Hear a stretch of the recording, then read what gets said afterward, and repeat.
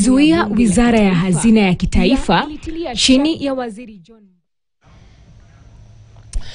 Rais William Ruto ameanza rasmi ziara yake ya eneo la Mlima Kenya, akizuru kaunti za Laikipia na Nyeri kukagua na kuzindua miradi ya maendeleo. Rais Ruto amesema hatotikiswa na siasa za baadhi ya viongozi wa Mlima Kenya walio wapinzani wake, akisisitiza kuwa Wakenya ndio ambao watakaotoa uamuzi wa mwisho wakati wa uchaguzi mkuu wa 2027. Ken Gashuhi anaarifu zaidi.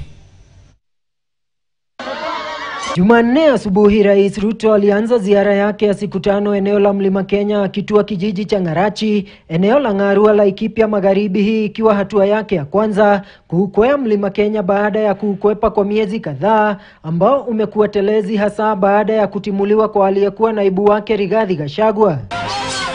Hapa rais alizindua madarasa yaliyojengwa na wanajeshi katika shule ya msingi ya Ngarachi, mojawapo wa shule 9 ambazo zimefanyiwa ukarabati wa jumla ya shilingi milioni 200 baada ya kuharibiwa na wahalifu. Ujio wake ukiwa afueni kwa wakazi kupitia miradi ya mabilioni ya pesa.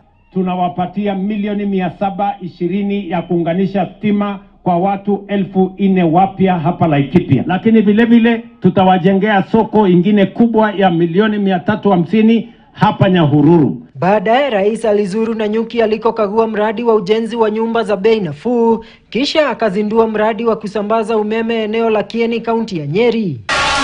Wakati wa ziara hii siasa zilisheheni, Ruto akisisitiza kuwa Mlima Kenya au maeneo mengine nchini hayatabaguliwa na serikali yake kwa msingi ya kisiasa. Na mtu asiwadanganye na siasa ya pesa 8 kusema ati sehemu hii itawachwa nyuma. Hiyo ni upuzi, hiyo ni ujinga. Mimi nawaambia Kenya itasonga mbele, Laikipia ikiwa katikati. Hawa wangwana hawana haja na maneno, haja yao ni maendeleo.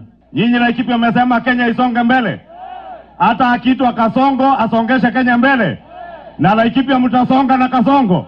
Viongozi wa Mlima Kenya walioandamana naye walipuuzilia mbali wapinzani wa Rais Ruto, akiwemo Rigathi Gachagua. Hata wale ambao wanafikiria ati watashindana na yeye hapo later, saa hii kitu ya muhimu ni maendeleo. Tulichaguana 2022 ndio Mheshimiwa Rais aweze kutimiza his manifesto kwetu sisi. Kwa hivyo yule anatuambia 2.5 years kabla tufike elections tutoke, huyo anatupeleka mahali hatujui na hatutakubali. Kuna watu naona wameanza kunishauri. Hata sijui, wewe ukai kama unapigana na rais vizuri, sijui wewe ukai kama unabishana na rais. Kwani tangu siku gani kazi ya naibu ya rais imekuwa ya kupigana na rais? Ziara ya Rais William Ruto itaendelea hapo kesho katika eneo hili la Mlima Kenya, akizuru kaunti za Meru na Kirinyaga kuzindua miradi ya maendeleo. Licha ya hayo, macho yatakuwa yakielekezwa ni mapokezi yapi Rais William Ruto atakuwa akipokea katika eneo la Mlima Kenya, haswa kisiasa.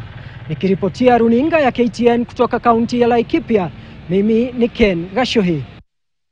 Asante sana Ken Gashuhi ambaye alikuwa kwenye